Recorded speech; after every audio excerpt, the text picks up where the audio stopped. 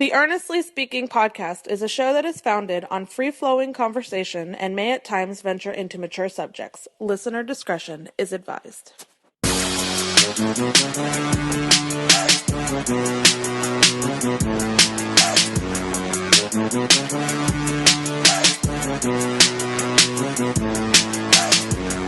Earnestly Speaking podcast coming to you on November 3rd, 2022. It is the Thursday edition of the podcast.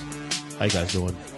We got a loaded show today. We're going to have technically three guests, but we're doing two segments here. We're going to have on. We're going to do an NBA 2-week check-in with our own The Degenerate and Zack The Degenerate and the professor himself, Krizmanic. And then we'll have on, of course, we're going to alter our picks of the week. We'll have on Degenerate again, of course, Zach. But Mikey B will include this as well, too, on here as we do our week number 9 picks in the NFL, as well as we're also going to react to the college football playoff rankings in a second, too, as well. So this is a loaded show today. So Garrett, for this one, opening segment here on the show, and we'll keep it simple. Question of the week this week is very, very simple. If you're following on social media, of course, which of course I am on Twitter at EJChristian7.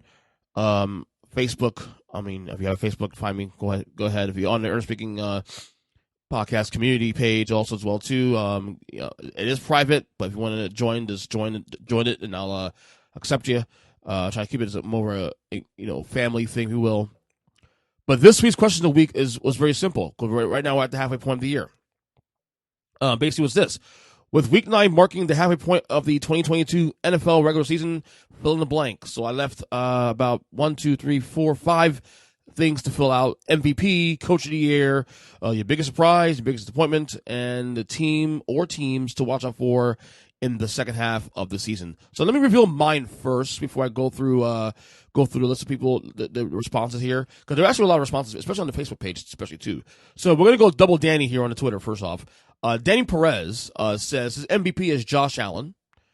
Well, let me do mine first. Actually, I'm sorry about that. My MVP is also Josh Allen too. But let me say this real quick. I'm gonna give serious consideration for Micah Parsons in Dallas. I really hope, and I'm not a Cowboys fan, obviously, but if there's a chance that we can get a non-quarterback to win the award this year, I feel like this year's a really good year for it to happen. And I think Micah Parsons is the guy to do it. I don't know if they'll do it, because I think between the performance of Josh Allen and Pat Mahomes and Jalen Hurts and so many other quarterbacks doing so many big things this year, it may be hard to crack that bubble. But Micah Parsons has done a fantastic job in being that guy, keeping his Cowboys team head above water without Dak Prescott, who just returned to the team 2 weeks ago. So I have Josh Allen right now as MVP, but I'm taking a serious look at Micah Parsons as my number 2 on the list, and very close number 2 as well. My Coach of the Year, I'm still going Brian Daboll. I will say I'm a lot stronger now than Nick Sirianni because he's undefeated with the Eagles right now. The Eagles were supposed to be a playoff team. The Eagles were also supposed to be in the NFC East, but they've definitely through 9 weeks actually now. They've overshot their expectations so far. So we gotta give them credit for there. But I'll still go Brian Daboll. Team that's surprising the most, I have the Seattle Seahawks. Again, a team that was I thought would be the bottom 3. They're 5-3, currently leading the NFC West. You gotta give them credit there as well too. Biggest disappointment here, I'm gonna go the Raiders. For me, I mean, you can go Broncos, you can go a couple other teams in Bucks, of course. Raiders for me were the team I picked them to win the NFC West. So I'm gonna, you heard the podcast on Tuesday. I gave my letter grades. I gave him an F, and it was a D plus heading to Sunday last week. And then you not only lose to the New Orleans Saints, you get embarrassed 24-0 to the Saints, the 3-5 Saints. Yeah, you just deserve an F. So they are my biggest disappointment this year so far through 8-9 weeks. Team to watch for in the second half of the year. I'm going to go San Francisco. I have 2 teams here. I'll go San Francisco because, again, they're the team I still believe is the second best team in the conference, despite records. I know people say Minnesota, maybe Seattle, Dallas, of course, too, is in the mix. But I think San Fran's roster And the fact they have those veterans, and the fact they've been here already, they have the the experience. They were in the Super Bowl a couple years ago. They were in the NFC title game last year. You got to give them credit. And adding Chris McCaffrey to the roster does a lot of big things for you there as well too. So I go San Francisco. But my other team, I'm gonna throw a little zinger here. A lot of people have other teams that are interesting, but I'm gonna go Cleveland Browns, and here's why. If you look at the AFC wildcard race right now, currently, they're only, a game, maybe a game and a half behind for the wildcard. And that team, the Chargers, who currently own the 7th seed in the AFC, really banged up right now. A lot of teams who we thought would be good this year have disappointed. Raiders, Broncos, you name it. Colts. The Browns have definitely disappointed me also too, in the fact that even though they are where we thought they were, they've had some games this year they could have won. They could easily be in first place had those games went their way. The Jet game that they blew, the Falcons game they blew. There was another game or two they blew as well too that they should have won. And the Browns could be sitting at 5-3 or 6-2 right now if they did their job. That being said, big win against Cincinnati on Monday Night Football. Okay, you get Deshaun Watson come back in a few weeks. Now, how will it look? We'll see. But if they can hold their head above water between now and, was it week 12, I think, come back? Week 13, maybe? The AFC, there's no runaways right now in the wild card. The Jets are in the wild card currently, but they're going to, as I said, the Jets, that's a lot of smoke for the Jets. They're going to fall apart. So there is space for the Browns to make some noise if they can do their job. Of course, do I trust them to do it? No, I don't. But at the same time, it is what it is. But I think the Browns are intriguing because of the factors around the environment, and then them getting Deshaun Watson back, and they got a decent roster, man. They really do. That was a big win for them Monday Night Football. That win might have saved their season, honestly. So that is my selections there for this week. So let's go to the Twitter first. We got Double Danny, as I said here. Danny Perez on Twitter. He says his MVP is Josh Allen. Coach of the year is a tie between Brian Daboll and Pete Carroll. His biggest surprise is the Seattle Seahawks. Biggest disappointment is the Las Vegas Raiders. I agree there as well, too. We're on the same page as well. Team watching for. He has two teams to watch for in the second half of the year. The Miami Dolphins and the San Francisco 49ers. So him and I agree a lot in here. It's good. We're a smart guy there. Danny G, regular to the show, he says MVP is also Josh Allen. His biggest surprise is the New York Football Giants. Coach of the year. This is a good one. Mike McDaniel from Miami. I like that one. Biggest disappointment for him has been the Bengals and the Rams. Team to watch second half of the year is the San Francisco 49ers. I don't disagree with that as well, as we now get to the Facebook group here now, especially, and we get into these reactions here of this question as I'm pulling it up right now. All right, we got nice responses here on Facebook. Let's see here. Patrick, this is gonna be it's a buddy, my Patrick. He says Arthur Smith. MVP is Tua. He has Arthur Smith's Coach of the Year. Biggest surprise, the Falcons. Biggest disappointment, the Falcons.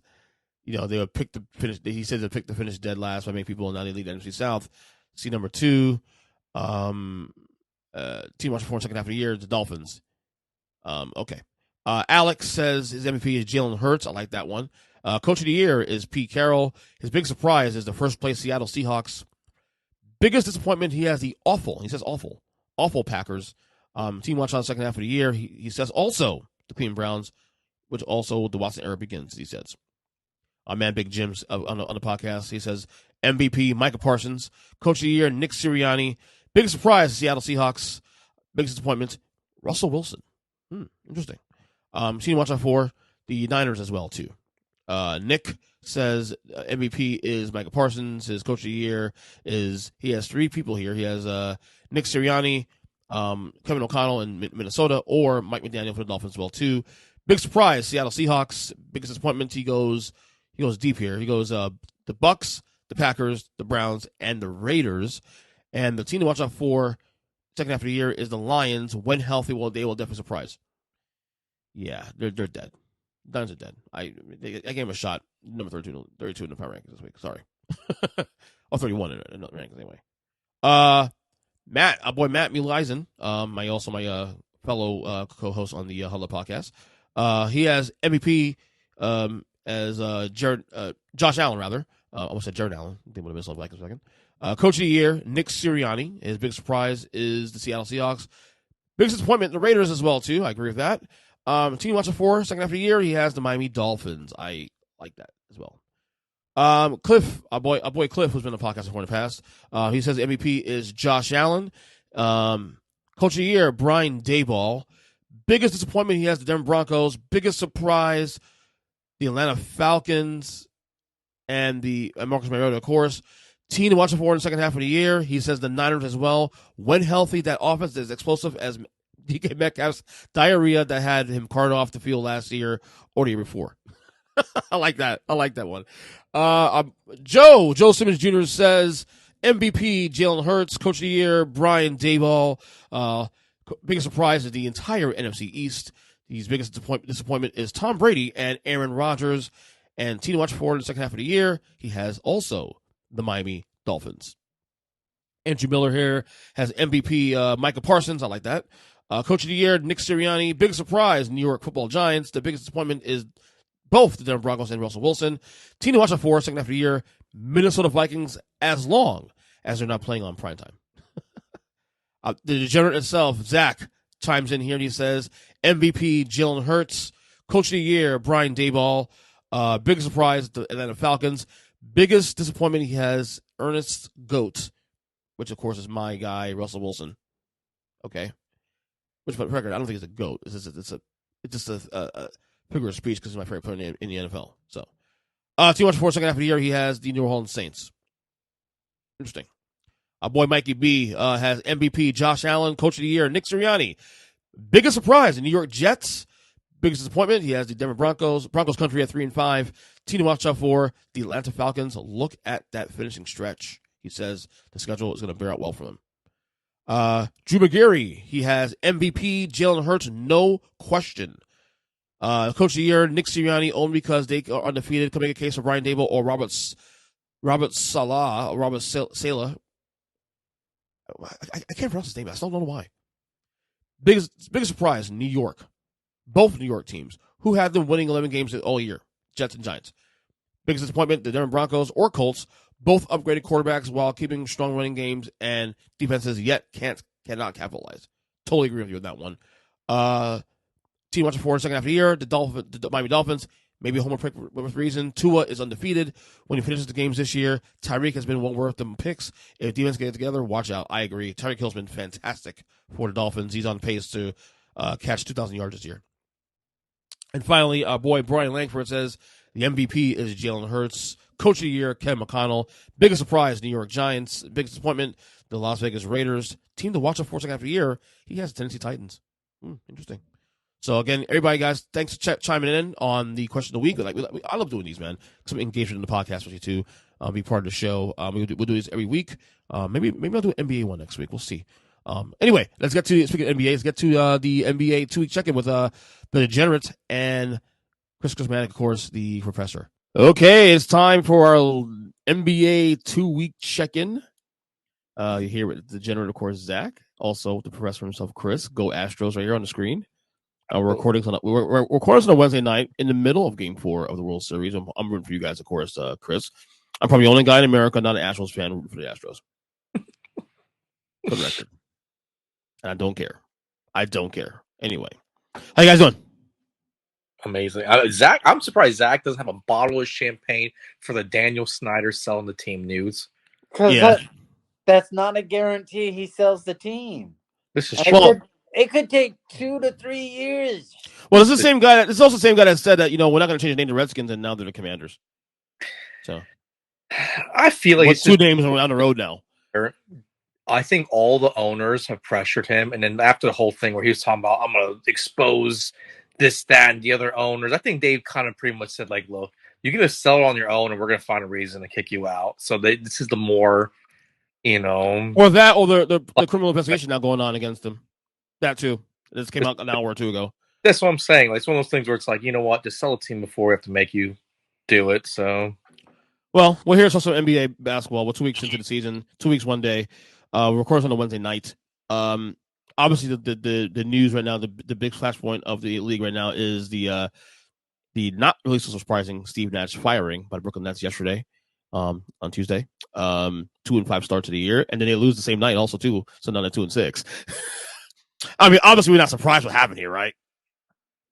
Yeah, come on, KD. The one night you have to show up and get a win. You got your coach fired. You know the GM's coming next. Because clearly you got no size. So that's what he's going to start to talk about next, him and Kyrie. Well, if he only had a big guy. So KD got what he wanted, got rid of Steve Nash, and he couldn't even win that night. So we started the season talking about, we make it at Christmas. Then about a week into the season, we moved up to Thanksgiving. And I think me and Kris had said, "What about Halloween, dude?" At this point, and we were literally like 12 hours off.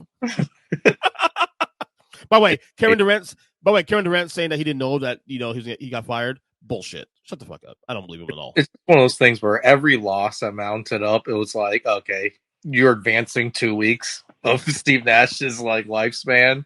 Mm-hmm. It was, or it's like, yeah, it's fucking. There's no shot. I will say this much though. I do believe though that it was mutual. I think Nash was sick of this shit. Well, yeah, he walks into a locker room where your two main stars really don't want you there. Yeah. I mean, to be honest with you, like, he wasn't that good, obviously, but the guy never had a fucking fair shot for the word go, man. 3 years in, like, you got COVID, then you have Kyrie missing games because of the mandate, KD injury to start. I mean, so the dude didn't have a fair shake, to be honest with you. He had Harden last year too, and all that. And Harden wanted to leave also too, mainly because of the two guys, because of Kyrie. Yeah. But Kyrie's a problem. Kris, Ernest, think about this. His best year coaching was his first year without both of those guys. Yeah. Kyrie went down early in the season, so it ended up being a bunch of trade-ins down the road, and he took them to the playoffs. Yeah. Yeah, you're right. And So, Tonio from the coach when it wasn't the stars trying to run the system. That's also the year you had Tonio from being to the East Conference Finals, and who knows what happens there at that point. Brooklyn gets Atlanta. I think Brooklyn that one. Mm-hmm. So we're not really surprised at all. I guess the bigger story, I guess as this is the bigger story, but if not even bigger story, is the Ime Udoka angle now, where we are expected to hear of the Nets hiring as the next coach within the next couple of days. I heard 48 hours. I heard after this road trip they're doing.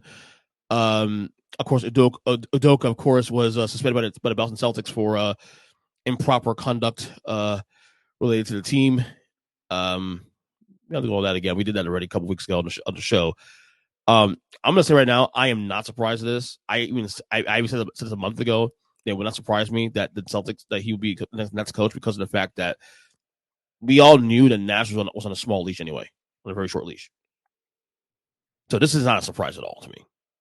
Your thoughts, guys? I think the most surprising part is the fact that they said they wouldn't get in the way of him looking for other positions, which is like, then why even suspend him? Why not just fire him? Yeah. And then on top of that, maybe for contractual reasons, right? I'm sure they could have found a way to justifiably fire him. So that was one thing. Two, if you're going to do it, you're just doing it to be able to get compensation back. And then they're not asking for draft compensation. So I'm like, well, what are they asking for? I would assume this may be cash at that point. Like, because if you're not asking for draft compensation, there's nothing else to it except cash. This is a league where teams sell their second round pick straight up cash. So maybe they just want a couple $1 million here and there, but you want something. It's interesting to me. I mean, this was the one job opening. He came as an assistant from Brooklyn right before he went to Boston. Right. He has a relationship with Ben Simmons because he coached the year prior to that in Philadelphia. So, I mean, it all lines up perfectly for him to go there. It has to be the fact that Boston still losing Will Hardy, their top assistant, and losing Ime and still doing great to start the year. I think at that point they said, we probably don't even need him at this point, but it's interesting to say the least. Go ahead, Zach. No, that was the thing. You're willing to let him go now for free, no compensation. And Kris, you might be right. If it's not money, maybe it's a trade exemption for something down the road.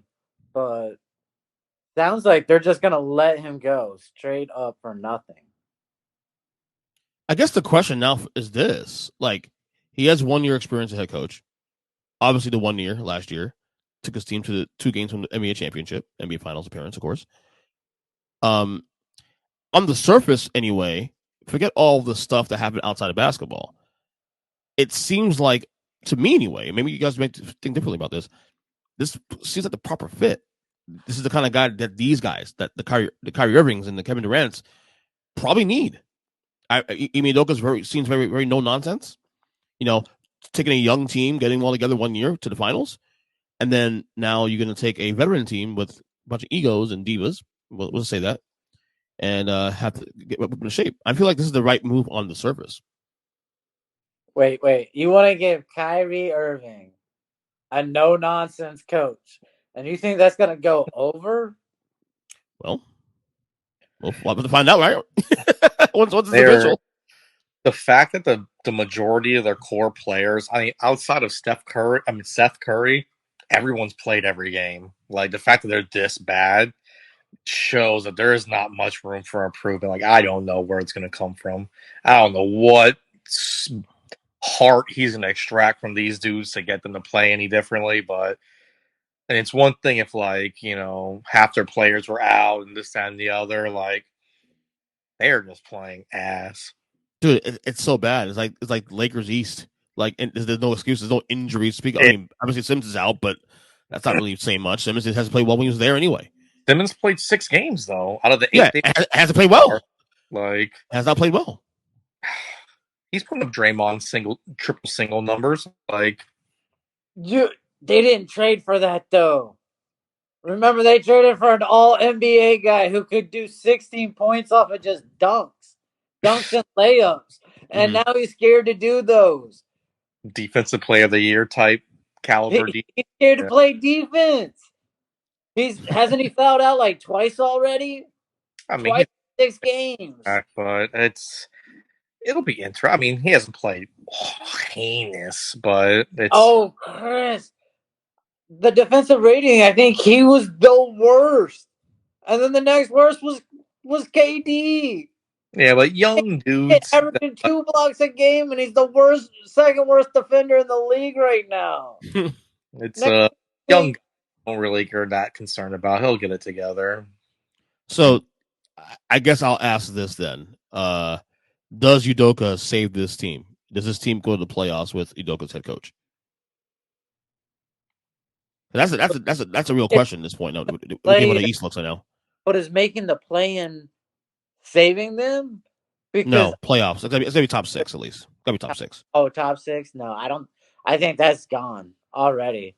I mean, nothing to do with 500. Like, come on, man. Well, I mean, look at the Eastern Conference now. You have, of course, the Cleveland's on a roll, Boston, Milwaukee, Philadelphia. They figured things out a little bit now. We'll get to that in a second. Atlanta. No, I'm asking you guys. You guys think it's like one injury away from falling apart? So I'm just like, it's not one of those things where I'm going to say like, oh man, look, the Phillies were ass this year. They fired Joe Girardi and they're in the fucking World Series. So don't tell me something's impossible. Because the play-in is definitely. I mean, look, as bad as they are, I accept it with the play-in because I think when it's all said and done, even with all the talks you have here now, the Indianas and the Zack Orlando's and all those teams are going to fall back to the wayside as always. So we'll get that. But fall back to the ways. Orlando's already they're already. Well, that's what I'm saying. But like Charlotte's and all those teams where we're supposed to be so that we can field a lineup of 6'10" and taller. Wembanyama, yes. But no, the most important thing about the Nets, why I think they have no real shot other than a play-in. They play 3-on-5 on offense. Yeah. Right? They made a trade for Utah to get Royce O'Neal. He's not a scorer. He's afraid to contribute. Ben Simmons is afraid to contribute. So when you're on offense, it's Kyrie and KD, and you're praying what is it, Joe Harris? Yeah, Shot. That's really what you're doing. Joe Harris. I It just doesn't. It doesn't make sense now that you've actually seen them on the court. They have no size. They get beat down low. They can't rebound. I feel like you don't need size in the NBA these days. Like, think it's a little overrated. I think size matters for certain matchups, for certain teams, and I don't think it if matters you for can impose your will on a team, you'll make them go small as opposed right. to Exactly. big. Like, Not when you're playing 3-on-5 on offense, though. I see a point. I can see a point. All right, let's get to the next topic here. Let's like I said, 2 weeks in, 2 weeks, 1 day in to the season. Let's start something here. What's been a big surprise so far? It could be teams, situations, narratives on that. What was a big surprise for Zach? Out of the East, it's got to be Donovan Mitchell. Mm.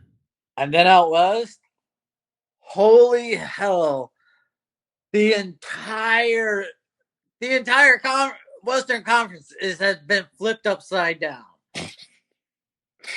Right? The Spurs sold off their team. We're supposed to suck. They're 5-2. And then kicked out one of their best young players. Yeah. Utah burnt their freaking team to the ground and they're 6-1. So I mean, 6-2, but yeah.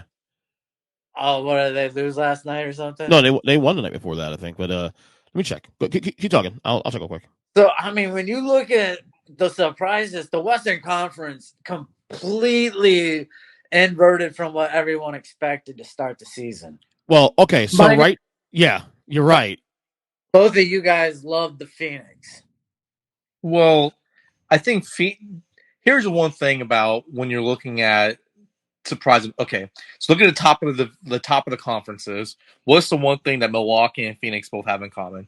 5 home games already. They're undefeated at home. Okay.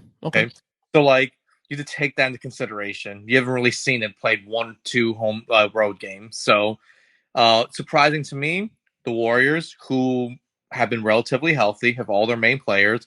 They're 0-4 on the road this year. They're one of the best road teams historically since Steve Kerr's been there.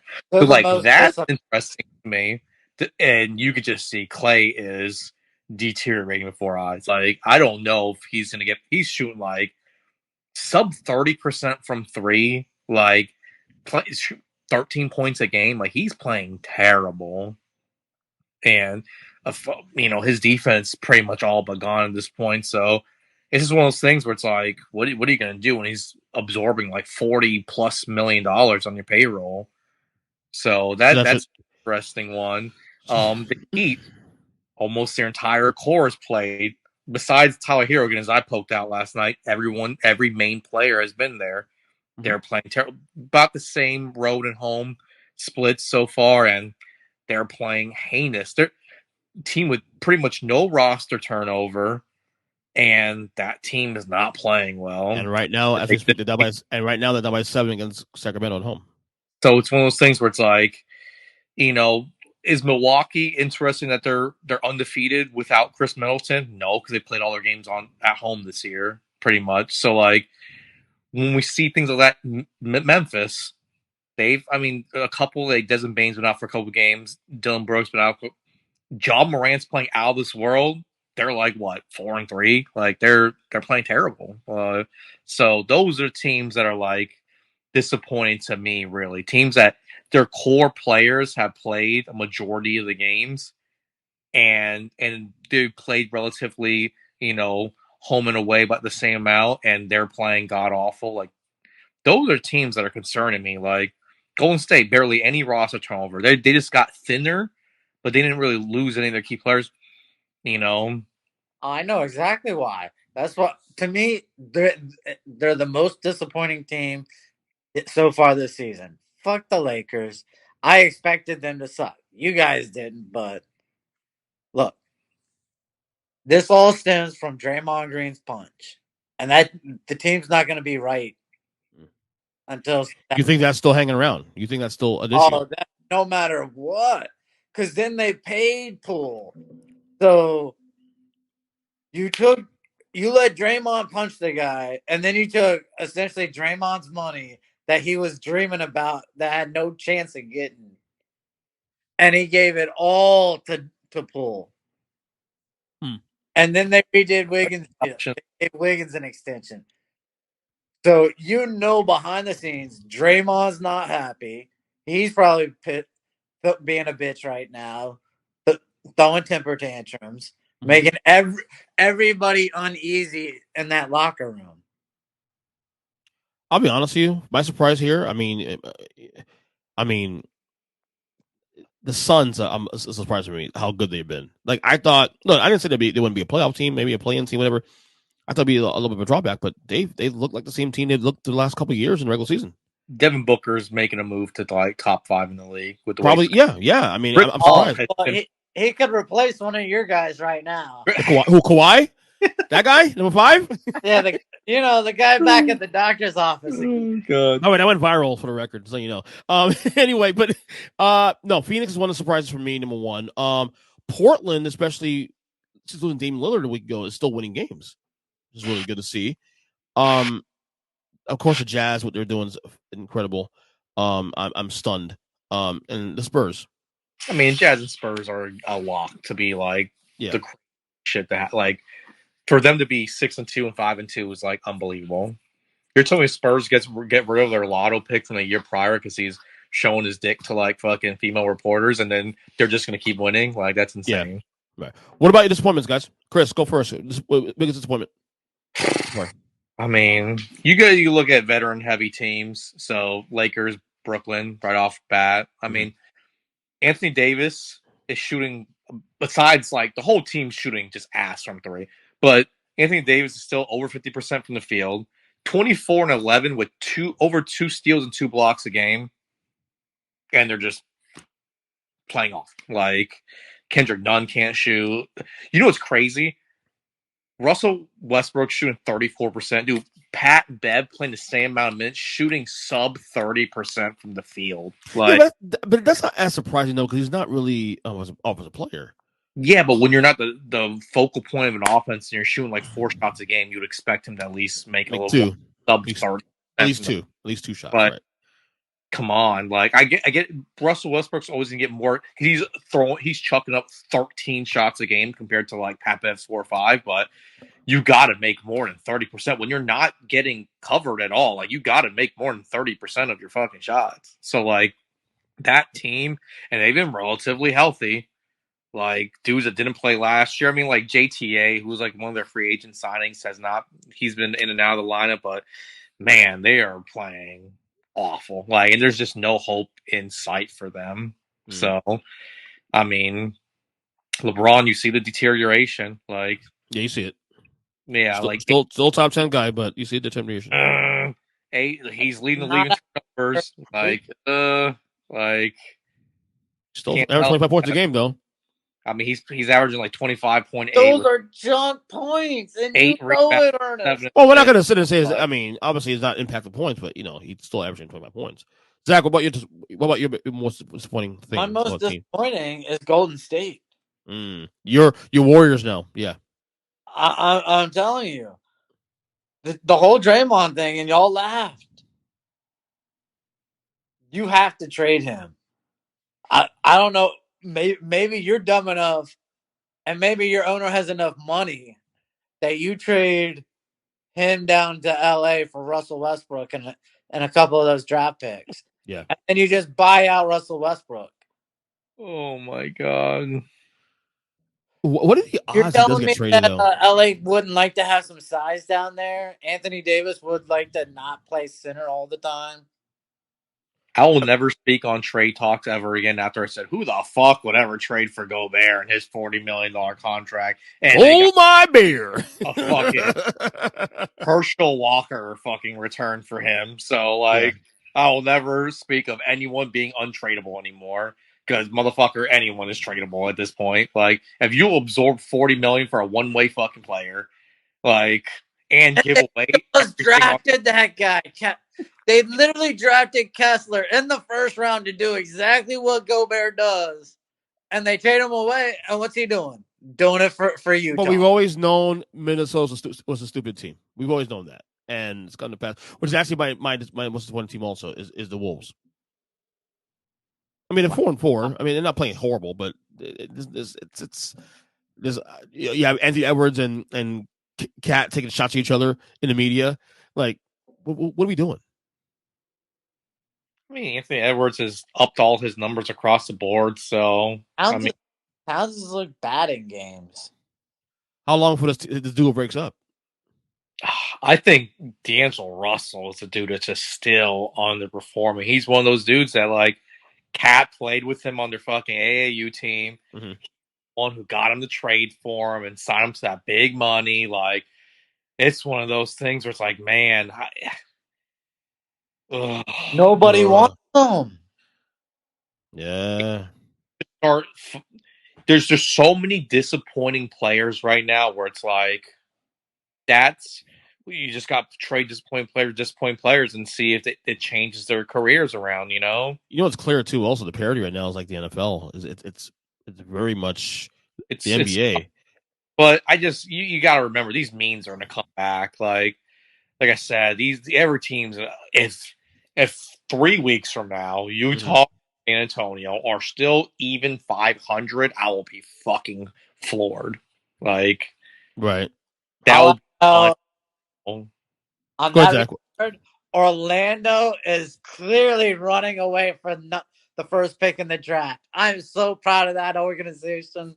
You know, if you wanted to suck terribly, just study Orlando for the last 5 years. Shout out to Bull finally getting some minutes because he's a stud. So yeah. All right, let's get the Pat meter. I actually add a couple, a team of 2 on here, on the original list here. Actually, 1 team on the list. Panic meter 1 being the least panicked, 10 being the most panicked. I got 6 teams I want to talk about. My Miami Heat, who was down by 4 with 6 minutes to go in the game against Sacramento at home. Panic meter for the Heat right now. As right now they're 3-5. 2 could be 4-5 or 3-6 by the end of the night. I'd put it at a 2. Okay, why? No matter what, you're making the play in. You're probably still gonna fight for the 6th seed in the end because Brooklyn's not gonna jump you. Everybody else that's sorry is trying to lose games to win the lottery draft. Let's be honest. So you're surprised out of the top 6 is maybe Toronto, and you could easily see Miami going into the top 6 and Toronto slipping back. Good, Kris. Yeah. I'm way higher. I'm like 7 or 8 at this point. What? You're keeping the roster intact. You don't have much flexibility. It's one of those things. Okay, well, since you have so many disappointing players, maybe you move Kyle Lowry for like toughness and veteran leadership to Minnesota. No one's taking that contract. Sorry, not till next year anyway. Like, maybe that's the move. Like, that team, that roster is literally exactly the same from last year. Everyone's played every single game, and this is what you're putting out. Maybe Jimmy should have left the long dreads. Why cut him off? Like, you need to change something up. Like, I don't know, man. Like, they're in trouble. You really see them missing even the play-in? I'm higher on that. They're a team that you would expect. Their aspiration. Jimmy just talked about it. It's championship or bust. Like, they're not. This is not a team. This is a team where the window is about to close. It's the last year in that window for them. Like, I don't see that window lasting much longer. Like, I don't see Jimmy Butler being a top 10 player outside of this year because at this. Yeah, I agree.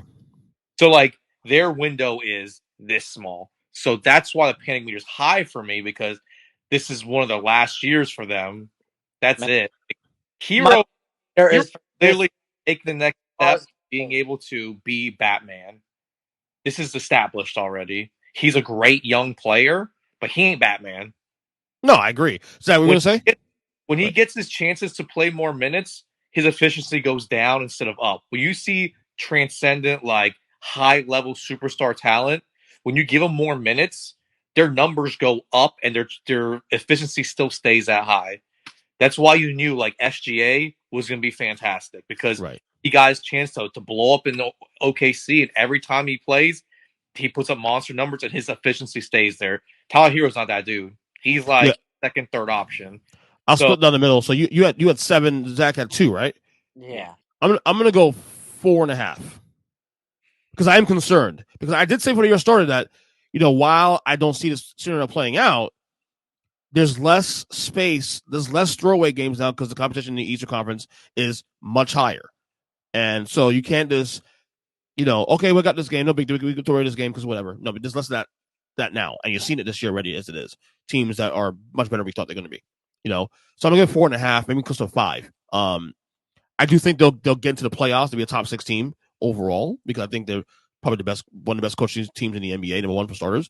And I think things will organize at some point. There's too good a roster to at least not make a 6 seed in the East. But we'll see how it plays out. All right, now we have, as I said, the Golden State Warriors. As of this recording, is I think it's 3-5, I believe. What's your pen meeting? Yeah, 3-5. Yeah. Oh, 3. 3-5. They lost 3 in a row. As you said earlier, they're 0-5, 0-4 on the road. Where does Zach go? Oh, there he is. Let me get Zach in real quick. All right, there we go. Sorry, Zach. The Warriors 3-5. Pennant meter for you, Kris.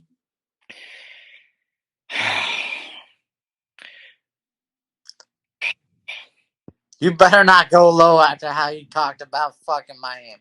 You better not go low with the number. Oh, man. I'm going to go 5. Wow, that's pretty high.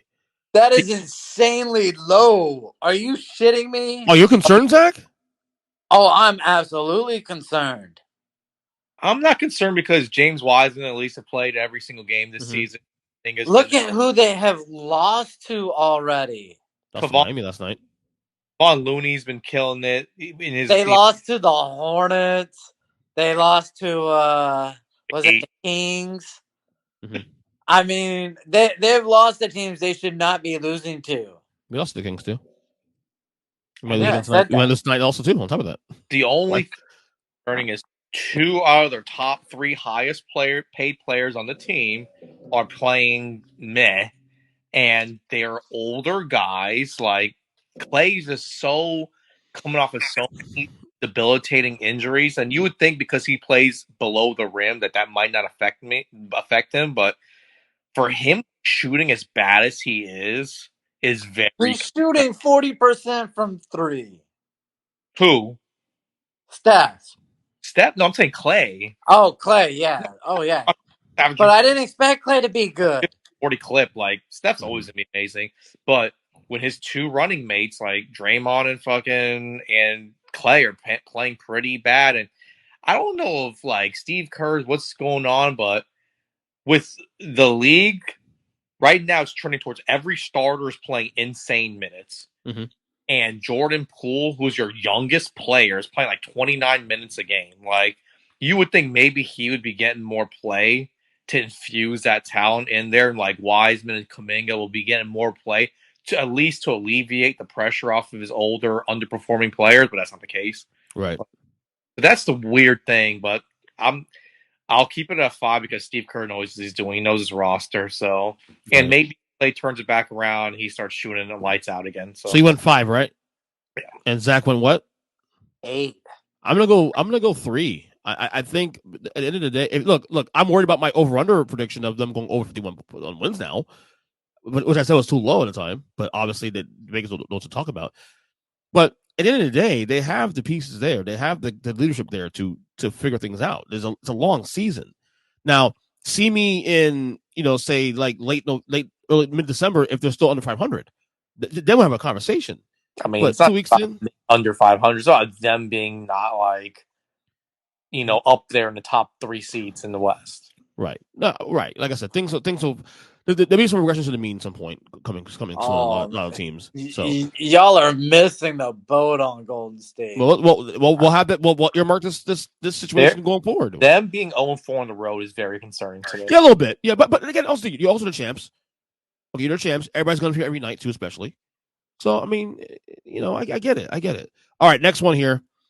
the Philadelphia 76ers, who actually have, well, they lost the game actually recently, but they're now 4-5. They had won 3 in a row prior to that, but they're now 4-5. Pat meeting for the Sixers, Zach. It's sort of the same as Miami. I put it at a 3 for the simple fact that Embiid and Harden have struggled to play together, but Embiid missed a couple of games and they ticked off a couple of wins while he was out. Him and Maxey seem to play really well together, but I have almost no panic meter for them for the simple fact they will make the play, at least the play in, and they're dominant enough with stars. Once they're in the play in, get into the playoffs. So 0. I put it at a 3. A 3. Oh, okay. Kris? Seeding matters in the end. Okay. Oh man, it's like a 6. Ooh. The thing is, your one free agent pickup, PJ Tucker, playing lights out, doing exactly what he needs to do, shooting lights out. But man, Harden. So when Harden first got there, you saw this thing where like they were feeding off each other. They were getting Embiid was eating so easily, and he was creating all this stuff for everybody. And now it's like he lost that little step, and he went from being an elite playmaker when he first got to Philly to a ball stopper who's dribbling more than anybody. Like, have you seen the numbers? He's dribbling more than like anybody by like almost double. So like he needs to. The fact that he's not opening the floor and getting easy buckets for everybody like he did when he first got there is concerning to me because his numbers look great. But his style of play is killing that team's vibe. And you see Maxey crushing, and it's like... Yeah, why is Maxey crushing? Because Harden's passing him the ball on easy shots, easy layups. They should be... It's concerning to me. Like, they're a team where their window is this small. Like, the only reason why it's that high for them is because they're in the same boat as Miami. They're championship or bust. There's nothing else to it for most of these teams anymore.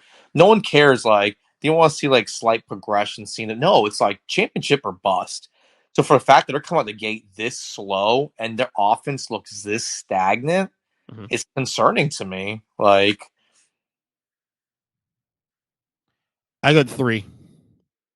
They'll figure it out. They have too much stars. No, I mean, Embiid gets hurt. We got another problem. Plus, Doc is just not a guy that I'm like going to sit there and be like, oh yeah, he's going to solve it. Oh yeah, of course. I mean, now if we're talking about, again, this is another team that has like the very least conference championship bust at the very least. You know, their starters are playing hella fucking minutes right now. That's concerning. Yeah.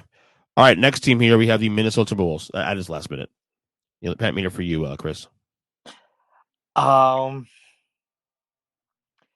They had a significant enough roster shakeup for me to say that they need time to gel and figure things out. So it'll be like a 2 for me. Oh, really? Okay. Zach? The 4-4 by the way for the record. 4-4. I give that more of a 5. Mm-hmm. Like when two of your stars are feuding, that's a problem. Yeah, I'm with you. That makes it a little more difficult for your team to gel as a team.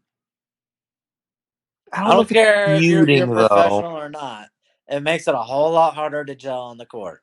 Yeah, I'm with you, man. I'm actually more concerned than you are. I'm giving it 8. Wow. Are we sure they're mature enough to turn this thing around? Because the stuff that's going on right now between Cat and Edwards can literally break apart this team to the point where we're talking about like trade requests or trade rumors into the next offseason. Offseason these days, man. Yeah, they're gonna happen right mid-season. But that's what I'm saying. You know, so right there. So I mean, I it's an 8 for me because they're not. See, with the Warriors, they're insulated with leadership enough to go through these things. I'm confident in Curry and those guys and Kerr. Minnesota's a dumb team. We established this back in May. They're dumb. They're stupid. Okay, and the players are young and not smart enough to. I don't have confidence in them to figure it out. You know, so I give it an 8 here. Okay, here we go. So, Ernest, real quick But to touch on that, uh-huh. they couldn't make a trade during the middle of the season, even if they wanted to, because they gave both of their guys extensions. So you can't trade them away for a year. Then you traded for like Gobert, so you couldn't trade away Gobert either. So they're stuck like Chuck. Yeah, they would have to wait till the off season. Yeah. I think they're still trying to feel each other out, gel. So I'm not gonna. This is definitely a team to look at in the next month or two. See where they're at in the standings. All right, here we go. The LA Clippers. Panic meter. Zachary. This is my highest, an 8.5. One of your key guys, number 5 on the list of the top 25 for Who did that? Here. Who did that? Played 2 games. How is that possible? Kris. Wow. I did not think he would be requiring this much maintenance this early season. Coming off the bench, it's a struggle to get him to 20 minutes. Oh, he's averaging 21 minutes a game. Come on. In the 2 games he's played. So you're going to 8. Kris, where are you going this one, the Clippers? Oh, by the way, to harken back to Philly, another really concerning thing to me is like all the free agent, besides like PJ Tucker, like bringing in Montrezl Harrell and stuff like that. Those guys are playing awful, and they have established relationships with Doc Rivers, and he's not playing them at all. Really concerns me. Oh, okay. Doc Rivers' rotations are really concerning to me. He may get fired if now not by January. He may get fired. 100%. Yeah. Now back to Number Clippers, 5. like a. Don't lie, Kris. I'm gonna go to like a 2. Wow. Because most of their veteran players are actually playing good, and it's their younger players that were playing lights out last year that are regressing. Now it's like Dwight Powell. He's not playing very well, but he's young in his prime. I assume he's going to bounce back. Terrence Mann's actually killing it right now. But Reggie Jackson, who was just insane last year, is playing horrendous, and he's still in the prime of his career as well. Yeah. So to me, when I see that, John Wall coming in, he's playing great. He's playing great. PG, he missed a couple games already, but he's playing pretty good. Kawhi, in the limited time we've seen, he's still actually playing pretty. So their vets are playing efficient, good basketball, and it's their younger guys who were carrying them last year that you're starting to see them. I don't know if they're regressing back to what they should be, because like Reggie Jackson was like insane last year, and so was Norman Powell. So I think those guys will start bouncing back, and as the veterans start playing more games, they're just going to be just fine. So that's why I'm not concerned with them at all. My Clippers are 3 and 4. I'm going 10. I'm going 10. At least you understand how the ranking. Maybe that's what. Kris, oh my god! 1 is not the highest; it's the lowest. Okay. You guys are insane. And obviously, my 10 is because of Kawhi. Because again, this is a championship or bust situation for the Clippers. Also, is it not, Kris? 100%, and it all stems on Kawhi. I'm sorry. I the fact that the Clippers are over defending him not playing is concerning me. It means there's a serious problem here. Prove me wrong. I don't know. He's missing 2 more games this week. Look. I would love to be proven wrong that he's going to be okay in long term. I don't know that. If you ask me my opinion, I think he's the major problem here. Did you hear what they were talking about on the Ringer? What? So their discussion isn't about like his whole ACL injury at all for why he's missing games. It has to go back to his quad injury with the Spurs and how they said that would be almost causing like arthritic pain. Like, oh wow! Yeah, like it would always be there, and it would just get worse over time. Possible. Wow. Well, there you go. There you go. I think it would be the only thing I would send me to a 10 is like the team doctor said he's good, and there was like one of those things where like San Antonio's team doctor said he was fine, and he said he was not. if that happened to play out again, that's more of a trend than like one-time thing. Then it would send me up higher. But, it is what it is. I just feel like their regular role players will start playing better because they are in the prime of their careers. And the guys who you should be concerned about are playing good. Like, if John Wall came in and was like just straight trash, I'd be concerning to me because that was one of their bigger pickups. Right. But the fact that that's not a case, I have less to worry about because my veteran dudes that I would be concerned about are playing good. Right. Finally, the other LA team. I know we tried to avoid it, but we have to talk about them a little bit. The Lakers. Zach, where's your beater at for the Lakers right now? Well, 1-6, by the way. we're not gonna do a rating on like the 1-5. Sorry. Say that again. We're not gonna do a rating on the Nets. Well, we already discussed it earlier on the show. We established that they're not a play-in team either. Said they're done. We all established they're done already. So fuck them. I said they're at best to play in. Okay. But the Lakers. What's my concern? This is what I expected. We went over the list of teams in the West, and we said automatically they were playing at best. And here they are struggling when Anthony Davis is probably playing the best stretch of 6 games of his life. Oh my God. And they can't win a fucking game. He's all right. So, come on, 2 steals, 2 blocks, 25 and 12. I mean, he's the only reason why LeBron has 1 win on the season. So that I had him ahead of LeBron in my players rankings. By the way, told you guys. He did. He's gonna be he's gonna be Batman now. LeBron will be Robin. Okay, so what number, Zach? I put it at a 3. I didn't expect much. Okay. Chris, where are you going with this one? 10? This shit ain't working. Pat Bev signing's awful. Russ playing fucking awful. Darvin Ham doesn't think. I don't even know he knows what the fuck's going on. Like LeBron. So you thought it was gonna work? But it doesn't matter. The fact that nothing has changed, and they're taking a gajillion threes a game. All right, heat this one. Can't make us stop fucking shooting threes if you can't make them. Fuck. Tell Heroes hit a 3-quarter. Tell Heroes hit a 3-quarter to win the game. I think. Wait, 1 second to go. 1 second. 2 seconds. Heat win. Oh look, and now your panic meter is down to a 3. Yeah. Well, Butler didn't play tonight, or at least in the second half. So, I'm with you at 10. I'm close to you, Chris. This one. I'm a 9. Why are you such a high panic? Explain. Because I feel like they need shooters. It's clear they need shooters. It's clear they need shooters. Didn't you know that before the season started? Yeah. Defensively, they've been great. So you knew they had no shooters on the team. When you personally did the rankings of teams, you thought they were a play-in team at best. So, like, when you get to your expectations, you didn't expect them to do anything. Right. So how can you have a panic meter on a team that you didn't expect to do anything? Well, you didn't. I thought it'd be at least a 6, 7, 8 seed. It's still a marquee franchise. Yeah, I thought they could be a 10 seed. Well, I have a 9. I want to see if the Russ thing off the bench continues to work. Let's see how that continues to work. Buys in. Let's see if they can acquire a shooter before that. Probably not, but we'll see. So a 9 for me for the Lakers.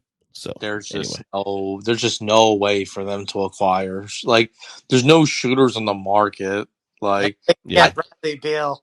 I thought it was crazy that Miles Turner, who's part of the trade rumors, commented on the fact that he would love to go to LA and would love. He was straight up on that too. You saw that? That is so weird to me. Like, yeah. I don't think that's the right move. Like, the optics look. These players are fucking honest. These players are fucking honest, dude. I'm telling you. So, and the fact that Ty Halliburton crushing right now, that dude is a dude. He's fun to watch. So he is fun to watch, dude. Indiana's fun to watch. At least he is anyway. He fell to like 8 in the drafts. My God. And Sacramento. Yeah. I mean, Domantas Sabonis, great player, but man, to give up on Halliburton that early. Oh my God. Man. He's just with Westbrook. Anyway, guys, thanks for going to pod as always. Chris, thank you so much. Absolutely. Zach, we'll do with you in a couple of minutes. Yeah, man. Thank you. All right, thanks to Krizmanic, the professor, come on the podcast. We're going to have Zach on in a couple minutes as we do our picks of the week. But as always, before we get to picks of the week, I'm going to give you my best bets for week number 9 in the NFL. Hit the music. It is time.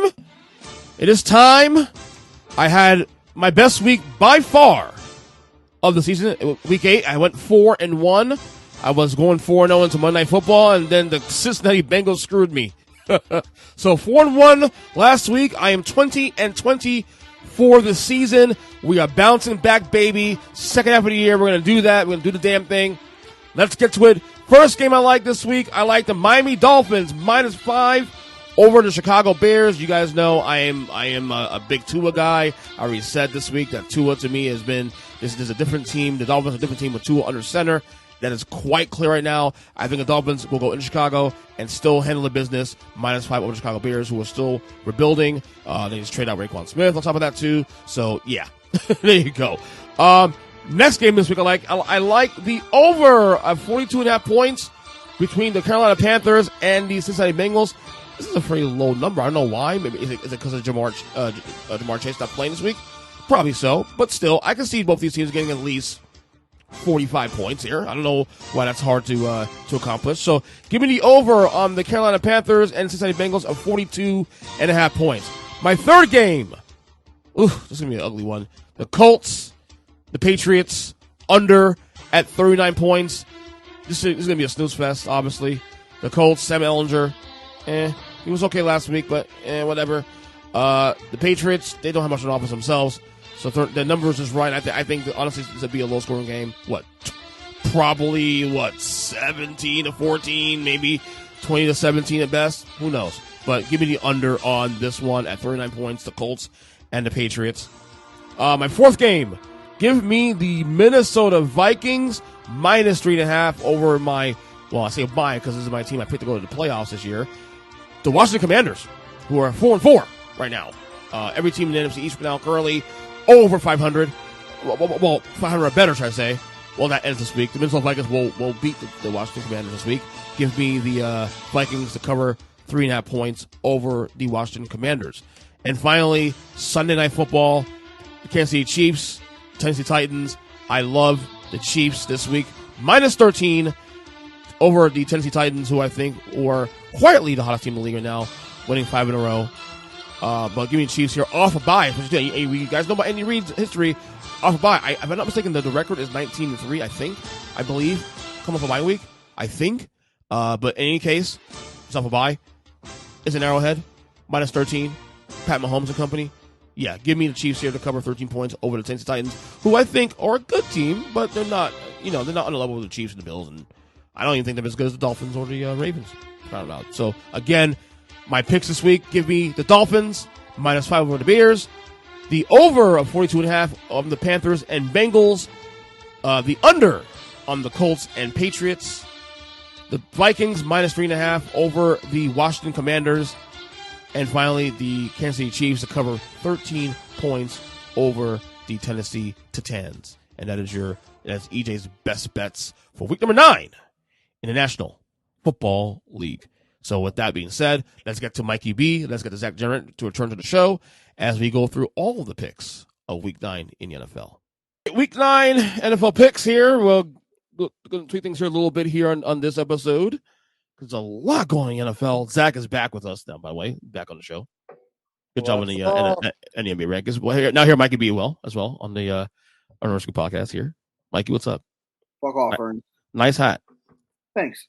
Nice hat. I like that. They still suck though. Anyway, I don't. What's the record? I know. What's the record right now? Anyway, for the record, I believe we're 5-4-1. Mediocrity killed the cat too. Remember that? Okay. Anyway, defense killed the cat. Okay. Quickly before we get to the picks, this week because there's a lot to talk about. What we're gonna do, we're gonna go through the picks, and then what we're gonna do also is that talk about the trade deadline within the picks and all the things going on in the NFL. For the record, for those of you at home that are listening, not watching, I'm wearing a Washington Capitals hat. They're 5-4-2. Ernest doesn't explain these things to you that aren't watching on the YouTube channel. Go ahead and search YouTube, Ernest EJ Christian. Ding! Good job! Good job! Good job! Quickly, Mike, I want to see your rankings. Give me a bottom 5 real quick. All right, 32 up. Panthers, Lions, Bears, Texans, Raiders. I agree with the Raiders definitely being in the top bottom 5. Definitely, they're in my bottom 5. Definitely. I think McDonald gets fired. He's gonna get fired. 1 year. Shocker. You have any other hot takes tonight? Zach, are you reaction to his bottom 5? I mean, they're pretty spot on. I mean, I keep thinking the Raiders are gonna do something, but they just don't. I gave him one more week, man. I gave him another week. This is literally the Simpsons meme where you're like, "Stop it! They're already dead." they're keep done. expecting them to do something. Yeah, after look, it's not that they lost to the Saints; it's the way they lost. 24-0. They're mediocre. Yeah. They're mid at best. All right, 10 through 6. 10. Are the Rams? Wait. Are the Rams there? No. Okay, good. I told you they wouldn't be in my top 10 if they lost. And then okay, go ahead. Blown off of them. Why the fuck? Like, I'm nothing if not honest. You were promised. 10 Seahawks, 9 Dolphins, 8 Bengals, 7 49ers, 6 Cowboys. Okay, so Seattle, I don't have a problem with in the top 10. I don't have a problem with that. I had Miami number 9 also on my list as well, too. Cincy at number 8 as well, too. I had Dallas at 6, I believe, also. So I agree with you there. Niners at 7. I understand. Look, I'm not going to defend. My logic on the Niners, like I said, is not shared by people around the world. I get it. You don't have to understand it. It's shared by the people that you record a podcast with, not let alone the people of the world. Actually, it's not true. Actually, it is shared by people on the world because NFL.com has them at number 4 as well. NFL.com is wrong, too. You can line them up. I'll tell them to their face. All right, Zachary. Cowboys 6, Niners 7, Bengals 8, Vikings 9, Seahawks 10. Any problem with that ranking there? No, and really the only joy coming to my heart right now is we did a quarterback ranking before the season, and everybody on that show shit on me for taking Garoppolo and ranking him when they're like, oh, Trey Lance is starting. Oh, he's not even going to be there. And what is he? He's there, and he's winning, and he's in your top 10. So right now, my heart is just so warm and so big and so happy. I wasn't going to do this. Do it. Warm and happy. But let's revisit the conversation that we had in May. How DK Metcalf and Tyler Lockett are greater than anything that Russell Wilson is going to throw to in Denver. Mike's not wrong on this one. On this Russell part, though. Carrington Wilson looks like Russell Carrington trash bag as a member of the fucking Denver. I did not realize it was the wide receivers who carried the quarterback up in Seattle. For me, I had been brainwashed by Ernest into thinking he was one of those guys on the Mount Rushmore. Because I kept hearing he was a GOAT. Look, that's a bit. Me saying he's a GOAT, it's more so me playing a bit. I mean, he's not a GOAT, obviously. He's not even a top 10 all-time quarterback. Even coming to the year. So let's stop that. I'm just saying that that's my personal favorite player. That's my GOAT, personally. That's more of a bit. Brady's a GOAT. Stop. Niners at 7. Now, Zach, I don't know if you know this, but I have Niners in my top 5. He has them at 4B. 4B, in fact. 4A, 4B with Minnesota. 4B. For the record. I believe they're the second best team in the NFC. Fuck the record. I don't give a shit. Do you know what the just to start with, do you know what the 4th letter of the alphabet is? I mean, AB for 4 makes no sense. Well, 1, 2, 3, 4A, 4B, 6. You could have a 1A, 1B, and then move down. But you can't go 4A, 4B. You know what's the beauty, though, about this, Zach? It's my fucking rankings. Fuck you, okay? 5-1, Michael. Go ahead. Number 5, the Baltimore Ravens. Number 4, the Minnesota Viking experience. Mm-hmm. Number 3, the Kansas City Chiefs. Number 2, the Philadelphia Eagles. Number 1, the Buffalo Bills. So we agree on top 3. My top 3 and our top 3 hasn't changed in probably a month and a half now. Month and a half. 8 weeks. Yeah. So no problem there. Disrespectful fucks. So Minnesota won't even give an undefeated team their proper due. The only reason why I will not give the undefeated team their proper due is their best win is a primetime game against Kirk Cousins. Look, it's not my fault the guy doesn't show up in primetime. Kind of is your fault. You're he is fan. 6-1 for the season. Oh, Buddy, you can ask Ernest. I am probably the biggest Kurt Coupon supporter on the Earnestly Speaking platform. That's actually fault. You're second behind me. Bullshit. Well, I can tell you that. I like to be in Washington. Fan of his than me, so personally, I think, and I've said this about because I've been given shit because I have the Minnesota Vikings in the top 4, and I've had them in the top 4 for quite some time, and everyone goes, "Oh, but it's Coupons, and you know what he's going to do in prime time." And there are lone losses to the last undefeated team in football with arguably the best cornerback in football who shut down Justin Jefferson. But hey, I'm just saying. Your rankings aren't that bad actually this week. I have no problem with it, to be honest with you. You know, top 4 I have to say is mine, so no problem. I know my rankings are good. Okay. So we're going to include Mike now in our picks of the week. Now, Mike, you know how this works, obviously. This is the podcast. Yes, you pick whatever, pick an over, pick an under. You only pick one thing. You can't do this. You can't do both. You do pick an under, over, whatever. So what we'll do also, as we're going through the games, we'll also discuss some of the narratives around going in the league right now, whether this team made a trade or to have a criminal investigation going on against them, which, of course, Zach's team. We have right now 6 teams on buys this week. Great. The Browns, the Cowboys, the Broncos, the Giants, the Steelers, and the Niners. Zach, you know how this goes. Of the 6 teams, who needs to buy the most? If you both don't say the Broncos, I'm just gonna hang up the phone. There's Broncos. I mean, they need to break bad.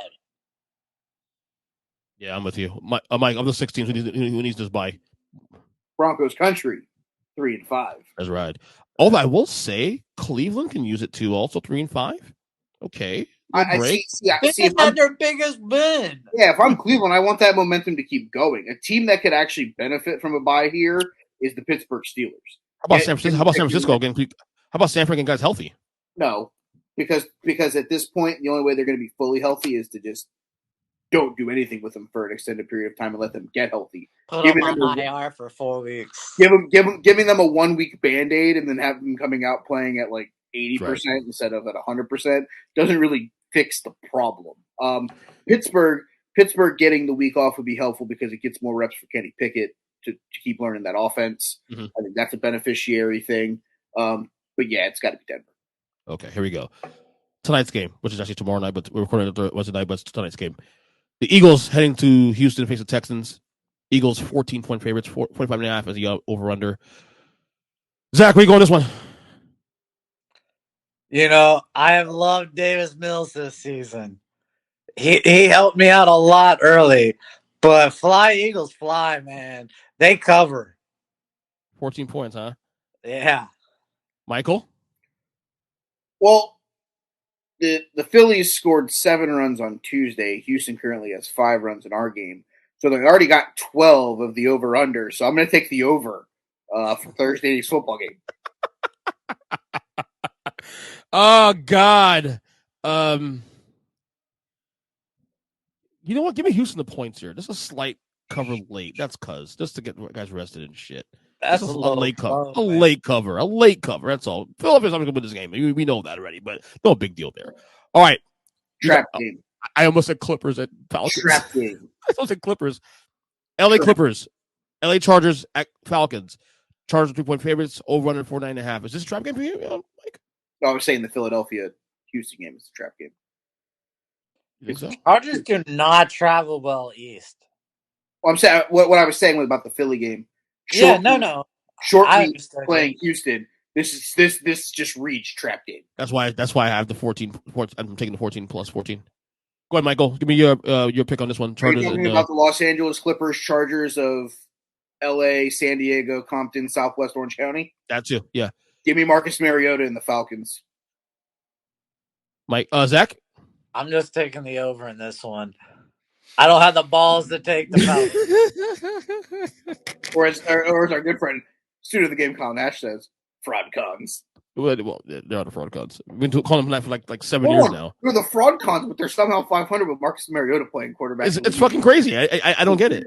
Yeah, it's a story of the year. And the thing, they got robbed of a victory. I mean, they straight up should have won. They should be given the victory against Tampa. They should have 2 more wins on this docket too. In fact, give me the Chargers here, just because I think they're going to be a little healthier this week. But man, I don't feel good about what, it. You think 9,000-year-old Keenan Allen's actually be able to run a fucking fly route? We hope so. We can only hope. I mean, I don't know, man. See you, bye. I'll tell you this much though, Mike. I would not bet this game at all. This is a stay away. Stay the fuck away from this game, definitely. All right. Dolphins at Bears. Dolphins 5-point favorites. 45.5 is the over-under. Zachary, where you going with this one? I'm taking the Dolphins. And Tua I trust. Hell yeah. You're on the train too. Good job. Michael. The Dolphins may score the over by themselves. The Bears basically traded all of their defensive pieces. Yeah. They got rid of Quinn, their best pass rusher. They got a Roquan Smith. He's gone. Yeah, I'll take the Dolphins. This is dumb. I do love the fact the Bears traded for Claypool. Beating out Green Bay. I thought that was great. Yeah, they have this right at 5 points. Like that 5. I mean, give me Miami though. It's clear now. You think 5 is enough? The Bears basically. It's in Chicago. What do you think? Those is in Chicago. Buddy, that game can be played on Mars. The Bears traded their entire defense. That's true. Yeah. No, I'm taking Miami. Miami gamble on that game this weekend. We'll see. All right, Panthers at Bengals. Oh, it's your boys, Mikey. Bengals 8.5-point favorites. Over under 42.5. I'll save this right now. Cincy's going to cover this game. They're going to be seething after that loss on Monday Night Football. Give me Cincy in this one. Zach, go ahead. Every time I've gone for Cincy, they fucked me. So I'll just take the over. Damn, Michael. I don't think Zach's wrong here. I think the over is the play. 8 or 8.5 is a big line. I know Carolina's just giving out wins like it's trick or treating still, but that Cincinnati. I thought they're on a 2-game win streak. That lack of a Cincinnati run game over the last 4 weeks of the regular season is becoming a very big panic button for myself. I've mentioned that before. Zach Taylor is falling into the same problem that Sean McDermott falls into sometimes. Too much of insert quarterback name here. I think Zach Taylor's doing the exact same thing and trying to make Joe do too much. They got to figure out the run game. If not, it's not going to get any better. So you're going over. So, I see like a 34-10 game here. I mean, it's very well possible. I mean, PJ Walker could throw 3 pick sixes as well. I know. I see a seething Bengals team this week. All right, we have the Packers at Lions. Packers 3.5-point favorites. Over under 49.5. Both two teams going in the wrong direction right now. Michael, what you got in this one? God, is there a way they both can lose? Like a tie? No, lose. I want them both to lose. So Detroit. You like Detroit this year, didn't you? I love Detroit this year, and then I stopped watching Hard Knocks and remembered that they're the fucking Lions. You fell for it, didn't you? DeAndre Swift doesn't practice again today. Question mark there. Who the fuck is Rodgers throwing the football to? Lazard's out. Right? That's what I'm saying. I don't even know. Under. I guess. I don't even. That's a good bet. This is literally the game that you stay away from on the docket. Because next thing you know, you're like, I'm going to take Green Bay because they're playing the fucking shitty-ass Lions. And then Jamal Williams has 6 touchdown rushes, and Jared Goff throws 3 passes, and they win. Fuck. By the way, we have a no-hitter going in the World Series right now, Zach. You just had to say it out loud, dude. I saw that you're a scumbag. You don't even want the Phillies to win, and you're jinxing the guy from the fucking action. I don't like nice things, Michael. You know this. Zach, go ahead. What you got in this one? Honestly, it's the Lions' defense. Give me the over. I don't care that Rodgers is struggling. This is one of those get me right games. Yeah, I'm with you, and I'm thinking the Packers are right to win this game. I think Detroit's just done. They're just done. They quit pretty much, and I think I'm not saying they're gonna fire Dan Campbell at the end of the year, but he'll definitely be on the hot seat going forward into next year. They can't afford to fire Dan Campbell this year. They're still paying Matt Patricia. There you go. They're stuck like Chuck. Anyway, Colts at Patriots. Pats are 5.5 point favorites. The over under 39 points. Well, repeat that one more time. 5.5 point favorites for the Patriots. 39 points. The over under. Ugh. Give me the under in this game. Fuck that. Ugh. Sammy Ellinger. What do you guys think about last week? Sammy Ellinger. He looked pretty good against the Redskins. Who? The Commanders. Jesus. The football team. Yeah. Give me the under. What? Screw it. I'm going to take the Colts. Really? Why? Yeah. Plus the points with their defense coming back a little better. You got a young quarterback who can actually run. So as bad as that offensive line has been, he can avoid some of the sacks. Mm-hmm. You have a number this low because it's Sam Ellinger on one side and it also has Mac Jones. Buddy, I don't understand how you have an NFL game where the over-under is 39. What the fuck is wrong with this league? Oh, are you watching the end of the Celtics game? Did I win the ball? 2 points. No, I'm watching the baseball game. Okay. I'll take 2-1. Jalen Brown got a shot off, and they missed it. I'll take Zapoids, Mac Jones, and the Patriot defense to win. Take the Bailey Jones or the Mac Zappies. I mean, at this point, I think it's the Patriots defense that's going to win this game. I'm with you. All right, probably one of the games of the week here. We got the Bills at Jets. Bills are 13.5 point favorites. The over/under is 47 points. Jesus Lord. I'll tell you what, had the Jets not lost that game to New England on Sunday, this spread will be like probably 9 or 10, not 13.5. I agree with that. Oof, this is a lot of points here, bud. Mike, we go on this one. Give me the Zach Wilson MILF Hunter tour plus the points. What'd you just say? I said it out loud. Well, say it again. I like that was cool. The Zach Wilson MILF Hunter tour? He's gonna gritty all over the fucking place. I agree. Give me the kid. Fuck it. Next thing you know, there'll be a TMZ post dating fucking Giselle. What the fuck? Who cares? That would not shock me one bit. No, it wouldn't. Zachary, we got. Go ahead, Zach. Oh, I take the Bills, man. Honestly, I think the bubble just got popped on the Jets. So, yep. I'm taking the under. Fuck it. Take the under. Jets can't score. Bills is probably score most of the points here. Yeah. I don't have enough balls to put Buffalo cover 13 points, though. It's a problem. That's the thing. Yeah, but you're about to say, I think the final score could be like 30-10. It could be. Yeah, I believe that would mean they cover. So right, but I don't think I'm not confident they would cover. Okay. Though, so, all right, we got your boys. Vikings at Washington. Vikings 3.5 point revenge game. Yes. Washington, Minnesota 3.5 point favorites. 43.5 is the over under. Will this Daniel Snyder news be a distraction, my friends? For the Commanders who actually won 3 in a row. And by the way, my playoff pick is still alive because you watch the playoffs. If you see the standings, say if the playoffs start today, Washington will be out in the playoffs by a tiebreaker. That is it. If Washington wins this week, they are the 7th seed in the NFC right now. Well, just saying. I'm the guy that said they're the 7th seed this year. They're not winning this week. They've got no chance this week. If there's a mortgage bet this week, it is on Minnesota. Is it the mortgage bet? Is it? Cousins rolling up into town and hanging 40 on them. And this game's at 1:00 too, for the record. Yeah, that helps. Nobody's watching other than Vikings and Commander fans. So, no, I'm also with you. I'm taking Minnesota as well on this one. This is also a game. I think it's like a nice perception game for Minnesota to kind of sound some doubters like myself. So go ahead, Michael. You're asking me. It's Coupons time, baby. Oh my God, you fucking fanboy!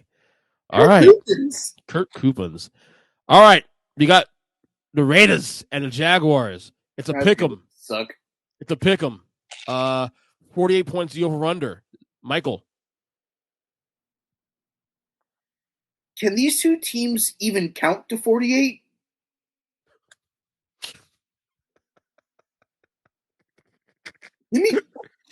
Give me sunshine. Give me the fucking Jaguars. I like that. Go ahead, Mike. Go ahead, Zach.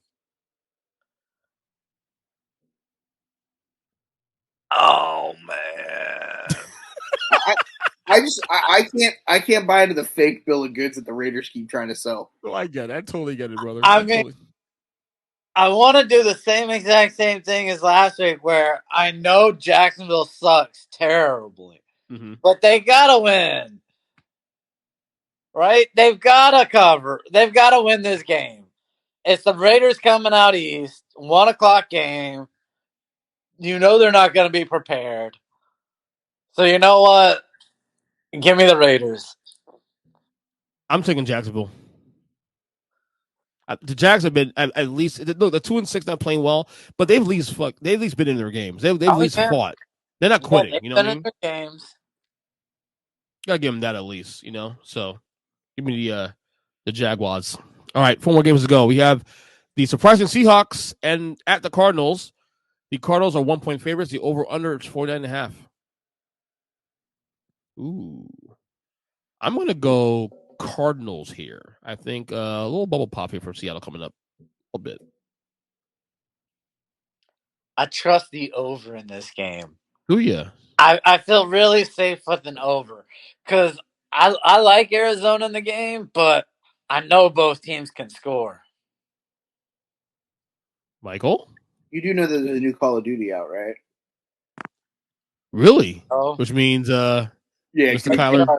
Give me the Seahawks. Damn. Kyler's gonna roll into the stadium with those heavy bags under his eyes because he just had an all-night session with his friends, and his mom didn't tell him to go to bed before his big game. So, all right, we got the Oh God, you told me this game was not the game of the week this week. Rams at Bucks. 2 teams falling apart. 2 teams in the playoffs last year, Super Bowl contenders, coming to the year especially. One's the actual champs. The Bucks are 2.5-point favorites right now. The over/under is 42.5. Let me ask you guys a question: who needs this game more of these 2 teams, Zach? Oh, who needs it more? It's Tampa Bay. Mike? Look, I still believe. I just think there's an implosion going on right now in Tom Brady's life, and he's taking the Bucks down with him. So they need it. Mike? I'm gonna say that the Rams need it more from the standpoint of the Buccaneers still play in the NFC least. Yeah, I'm with you on that one, especially too, only because of the environment. Because now you have Seattle, who's shown that they can win some games here. San Fran's about to go on a run, as I predicted already. So the Rams need this game more than the Bucks. The Bucks play in the fucking NFC South in a division where the Saints, the Panthers, and the Falcons all play in. That being said, I'm going to take a slight over on this one at 42.5. Mike, where are you going on this one?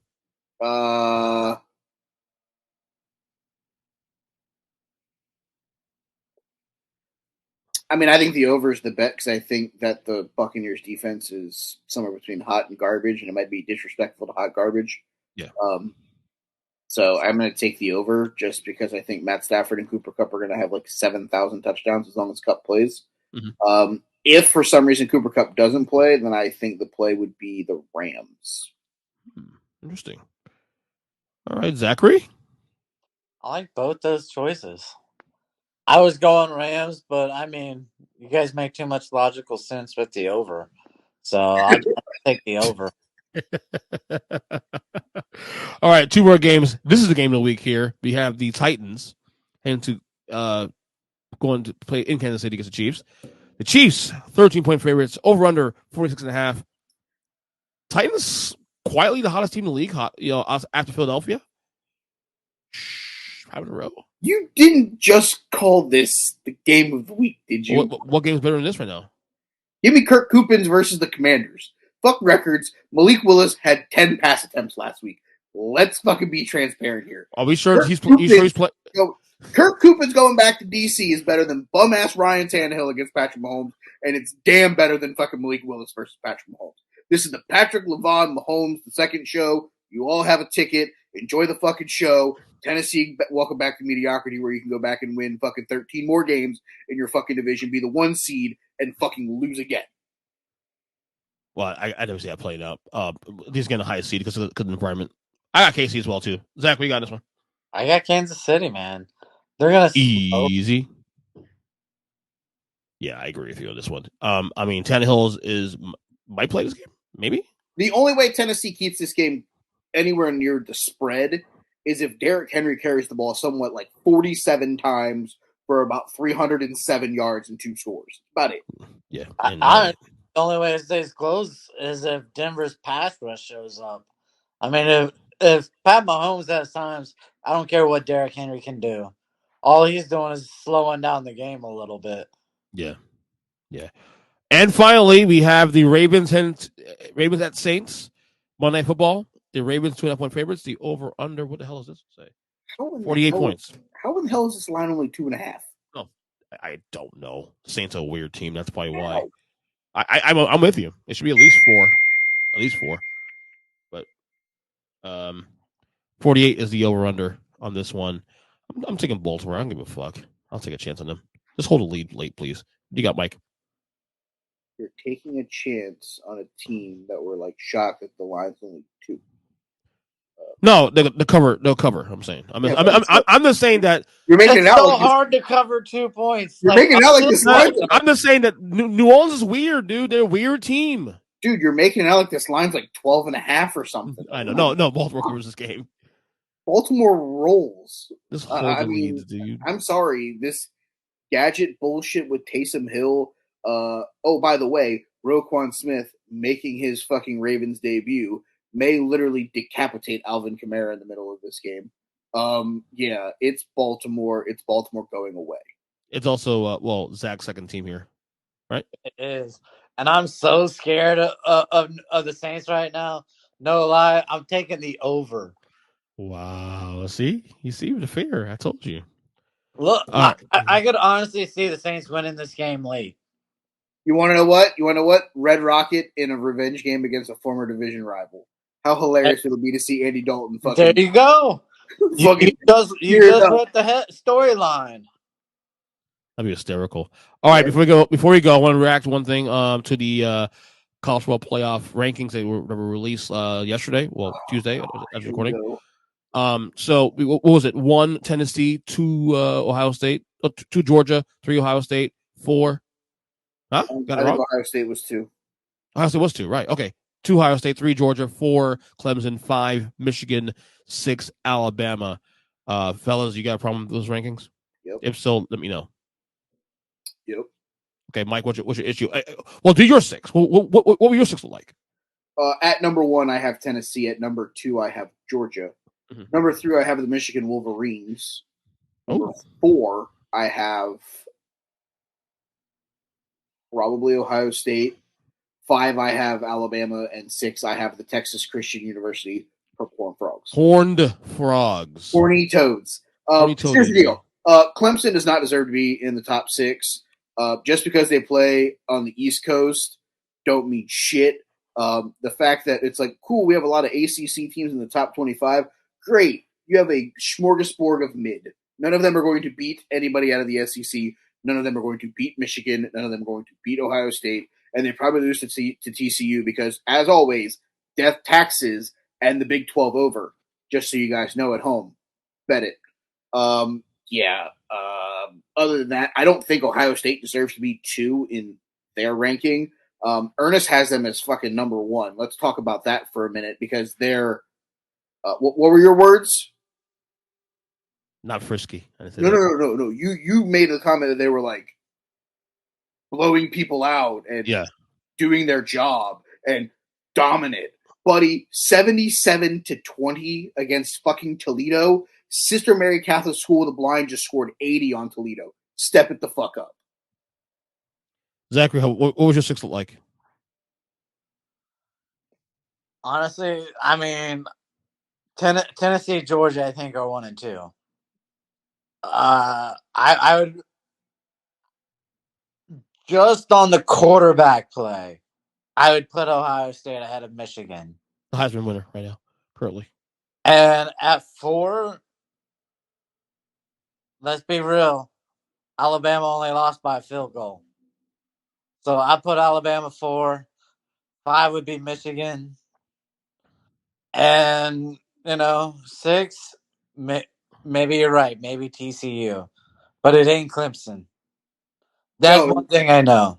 And when Clemson loses on Saturday to the Notre Dame Fighting Irish, Gotta we hope don't so. have to worry about fucking Clemson anymore. Gotta hope so. I saw interesting stats today on ESPN though. If you take away the Oregon game from week 1, Georgia's combined opponents record right now is 22-26. Not saying Georgia doesn't beat the top 3 or whatever. I'm just saying that could be one of the reasons why they're 3. So they blow out a team that is currently the top number 10. 8 team in your rankings. Or Oregon 8 or 10? I thought it was 10. Even if they're 10. Right. The best opponent that Ohio State has played is... Well, Notre Dame was 5 at the time when it happened. Nope. I'm saying in the rankings right now, the team that Georgia blew the fucking doors off of in week 1 is still in the top 10. Yeah. The best team Ohio State played is 15 or 16 in Penn State. Penn State was 14. Whoopie fucking do. Yeah. They're not playing anybody. And here's the deal. The fact of the matter is we can fancy this up all we want. Mm-hmm. Ohio State and Michigan are going to play the last week of the regular season. That is for a spot as long as one of them wins the Big 12 or the Big 10 title game a couple weeks later. That it is what it is. They're playing for one spot. Oh, absolutely. So here's the thing. Let's just put it this way, and everybody at home can understand this. The SEC champion is going to get a spot. The Big 10 champion is going to get a spot, and then it's going to be 2 wild card teams. It's either going to be somebody from the SEC is going to get in again. By Bama. And Pac-12 has a shot this year. Pac-12's got a couple really. USC, I don't think they get it. I mean, you need some chaos with that. I think TCU has a shot if they run the table. What's their schedule coming up? I mean, they have what? They have anything really to bolster? Because you got to figure. Obviously, Michigan or Ohio State work itself out in a month. 8-0 TCU finishes. Texas Tech, at Texas, at Baylor, Iowa State. So they play one competent offense, Texas. Correct. In 2 weeks on the road in Texas. Okay. So obviously, as we know, Ohio State, Michigan work itself out in 3 weeks. Tennessee, Georgia work itself out this coming Saturday. See, you say that, but that's not necessarily true. Because if Georgia loses and then Tennessee loses in the SEC title game to whomever, this opens up. Okay, so Alabama gets its revenge in the SEC title game. You got 3 SEC teams with 1 loss, and they're to each other. Here's my question, bud. Good luck, boys. Good luck figuring that one out. And what are the odds of us seeing 3 SEC teams in the playoff? The perfect storm. That would be the perfect storm. Whomever wins the Tennessee-Georgia game loses to Alabama. Then you get the 3 of them and the winner of Michigan-Ohio State. That's your 4. Yep. Barring something crazy like Michigan losing before and then beating Ohio State, and then you may get 8-0 TCU as the 4 seed and basically the sacrificial lamb to Alabama, Tennessee, or Georgia. You guys picking Georgia to win this weekend? I hope Tennessee wins. But I hope it win too. I think Tennessee wins. I hope they win too, but I think Georgia does win. Speaking of not playing a competent offense the rest of the year, welcome to the Clemson Tigers finishing stretch. At Notre Dame versus Louisville versus Miami versus South Carolina. Nothing like playing 3 shit teams at home. Then Louisville's got a scary quarterback again. So they're getting okay. Right, he is pretty good actually, the quarterback. It also took them 2 overtimes to beat Wake Forest, but they're the number fucking 4 team. The reason why they're number 5, and for the record, I'm against the number 4 for the record. You know that. Is because they've beaten the middling ACC teams that's still in the top 20. You know, it's 25 anyway. The Wake Forest of the world, the NC States of the world, all those teams. That's what's weighing their yes, but they're not. Yes, but their non-conference games included a 23-point win against Furman, a 28-point win against Louisiana Tech, the Notre Dame game this week, and the last week of the season against a South Carolina team that's imploding from the inside. Mm-hmm. Really fucking scary schedule, guys. Fucking so intimidating. No, I agree with 100%. No, I hope Notre Dame puts in the pasture this weekend. I really do. So, anyway, guys, good luck with your picks. Thank you as always. Great job. Good luck. All right, again, thank you to Mikey B, Zack The Degenerate, of course, for picks of the week. Looking back at that segment too, especially, I might alter. Like, I woke up this morning doing, talking about this, and I think if I go back and alter my rankings, I won't do that. Right. Obviously, I'm gonna stick to what I've said, but I think my only gripe I have of the rankings, the only thing that the committee got right 100% was Georgia at number 3. I agree with that. Like, if you put Tennessee number 1, I'm okay with that. In fact, I might change that. Tennessee number 1, Ohio State 2, though. Okay, Georgia 3 is right where they need to be. Okay, because I mean, and again, I made a point about Oregon. Other than the Oregon win in week 1, their opponents are combined 22 and 26. So you talk about strength of schedule for Ohio State. I get that. But I can also argue that Georgia that's almost lost to Missouri in the year. Ohio State had one scare this year. And that was against a ranked, at the time, ranked Notre Dame team.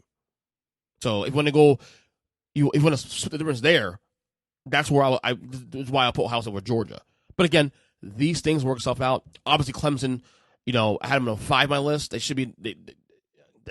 I honestly, in hindsight, doing more research last night and this morning, I probably put Clemson as low as 7. Honestly, I put Bama 5, TCU 6, or you want to switch TCU and Bama? I'm okay with that, but Clemson, there's no way in hell they should be that high. And the reason they're that high is because of the fact that they've beaten 3, let's call it middling ACC teams, Wake Forest, Syracuse, and all that. But come on now, really. But like I said, all this work will stuff out. I said in the Hollow podcast this week, I think Clemson will lose Notre Dame this week. I hope it does happen, honestly. So anyway, that's where I'm at now. That's where I'm at with the college football rankings. But like I said, next week we'll talk about it again, and we'll see how the Tennessee and Georgia game works out. Huge game. Cannot wait for that one. Some NFL news this morning, before we sign off here. Bradley Chubb, who just traded to the Dolphins on Tuesday, signs a 5-year, $119 million extension with the Dolphins. $63 million of that is guaranteed. I'll say it again. I love Dolphins going all in here, trying to win. This is a team that's been middling for a long time. It hasn't been to a AFC title game since 1992. Obviously, Tua, when he's healthy, especially too, has been fantastic with his team. So obviously, Steve Ross, the owner of the Dolphins, sees enough, and he sees the fact that this team can compete. I mean, this is the team that beat the Buffalo Bills. The only loss of the year for Buffalo was against the Miami Dolphins. So clearly, the Dolphins see something they can work with. And you know what? And I'll say it again: fuck them picks. Okay, go all in. Try to win it all. Okay, win as much as you can. So I love it. I love the Dolphins going on with this, man. Seriously. What else here? It is FSU Miami week, but does anybody even care anymore? Like I know I did a bit on this a couple years ago when both these teams were at its worst, and these teams are a little bit better this year, a little bit better compared to a couple years ago. But I think it's sad. Like it's bad enough that this is not really a big national game, although it will get national attention this week because it'll be on ABC at 7:30 primetime. Whether or not you agree that it deserves to be in that platform is whatever. But I think what's disappointing here locally, because I live in South Florida, I live in West Palm Beach, is that you don't hear anybody talking about the game at all, and especially you don't hear from Seminoles fans or Hurricanes fans at all. College football right now in Florida in general, even the Gators have stunk this year. Look, the Noles been okay this year. They what 5-3? I mean, they're playing, I guess, a little better than we thought they'd be. Canes are around 500, I guess. I don't know what the record is. Maybe 5-3 also, too. Who knows? But no one's talking. There's no hype about this game. And the worst part, this game is down here in South Florida. It's in Miami. And nobody's talking about it. I grew up in Miami, where those games were the absolute biggest games, not just in college football, but even in the market itself, comparing it to the pros, whether it was NBA basketball or the NFL or in baseball. Well, those games were the most hyped games of the year in the city because those teams were top tier teams at the time, obviously. And now it's just another game on the roster, another game on the schedule, no big deal. So it's one of those things where it's sad because the sad part for me is that growing up, this was my favorite rivalry in all sports. Not just college football, not just football in general, but in all sports. Canes, Seminoles. And it came a lot of heartbreak too, especially the wide rights, the wide lefts, as a Seminoles fan myself. But the competition and the hype of this matchup for years, for decades. And to see where it's at now, it's just sad, man. It's just really, really, really sad. But maybe these teams at some point will get together at some point. Anyway, this weekend also is the WWE Crown Jewel event in Saudi Arabia. However, that might be a risky proposition right now because there are reports that came in this week that the Saudi show, the U.S., Saudi Arabia, and U.S. are on high alert after warning of an imminent Iran attack in Saudi and Saudi places, U.S. related places, in the region. Bad luck here. I mean, if I'm sorry if you hear this. If I'm a WWE superstar and I hear this, I'm asking not to go on the strip. Now I think it'd be okay. I personally think it'd be okay. But man, high profile WWE, these shows will be on Peacock. It's going to be,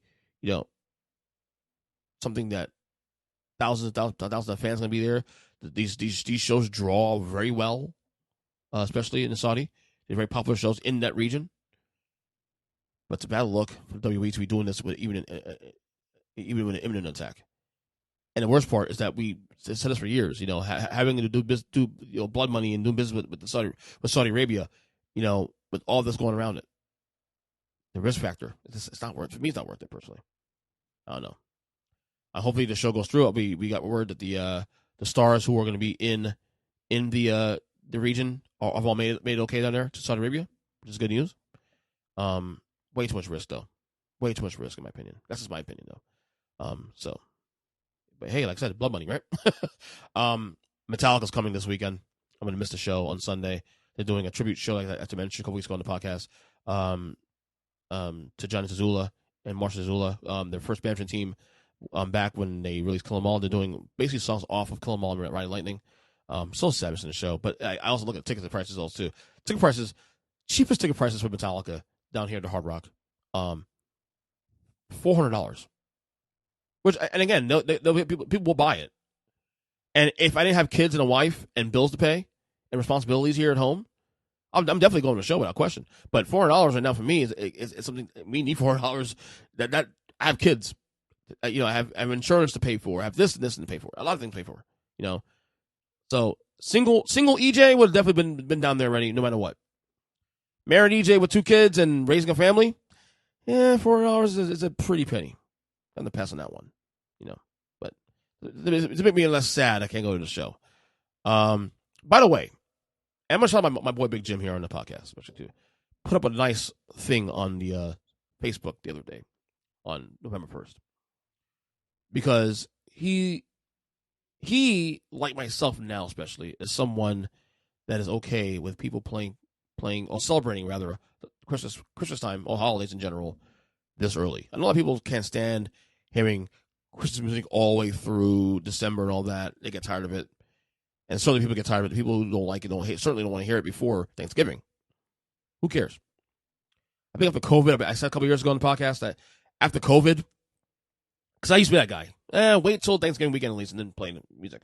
But no, I lump all of it now. To me, once you hit November 1st, anything that brings you joy, anything that's positive, I'm okay with. And if the holidays make you feel happy and feel like you inspired, I'll feel inspired rather, I'm okay with it.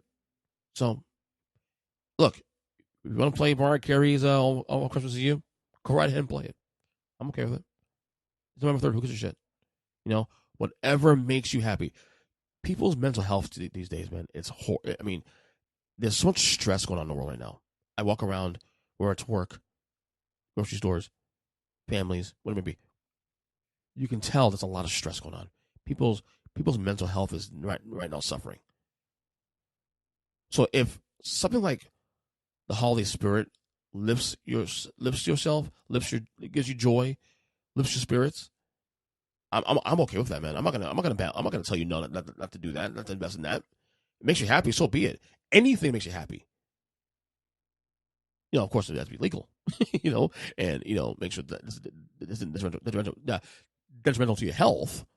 Yeah, I'm for it. So, play your holiday music, man. Watch your holiday movies today. I don't care. I'm okay with it, and as long as it makes you happy, I'm good with it, man. I really am. So it was good. It was a good post that he put up there on Tuesday, because I totally agree with him. I totally agree with Jim there. So good job, Big Jim, on that post. Before we get out of here, big shout out to my wife Lauren. She's actually on the way to Orlando. She's going to be running her first ever Disney marathon, 3 miles. I'm very proud of her. Something she's never done before. She's away for a couple of days, so I have me and the kids for the next 48 hours. So I'm very proud of her. Hopefully she does a good job there. That she's running tomorrow, actually, at 5 a.m. So job well done by her. Hopefully she gets through it okay, and I'm sure she has stories to tell after. So in that case, that will do it for today's podcast. Again, thank you to the Degenerate, Zach, Mikey B, the professor himself, Krizmanic, coming to the podcast. Like I said, if we can do a reaction podcast on Sunday, depending on how I feel and how things are, well, I'll do one. Hell, maybe I'll do a reaction podcast tonight's Eagles-Texans game. Who knows? I got things to share about that. We'll see how that goes. Can the Eagles go undefeated? I mean, tonight should be cakewalk, right? Oh, and by the way, also to the World Series now at 2. We had a no-hitter last night in the World Series. Combined no-hitter by the Astros. Good job. As I said, you guys know I'm not rooting for I can't root for the Phillies. I am not a Phillies fan, to say the least. So obviously, but the World Series now at 2. So obviously, the world champion will be crowned in Houston. Well, it is Houston or Philadelphia. Will remain to be seen, but there'll be no celebration in Philadelphia just yet on their field. So, but yeah, historic combined no. Second time ever in World Series history for the record. So, anyway, that'll do it. Enjoy the rest of your day. I'm on Twitter at ePrison7, Earnestly Podcasts across all podcast catchers. And especially, guys, smash the subscribe button on my YouTube page at Ernest EJ Christian. And we will talk soon. Later.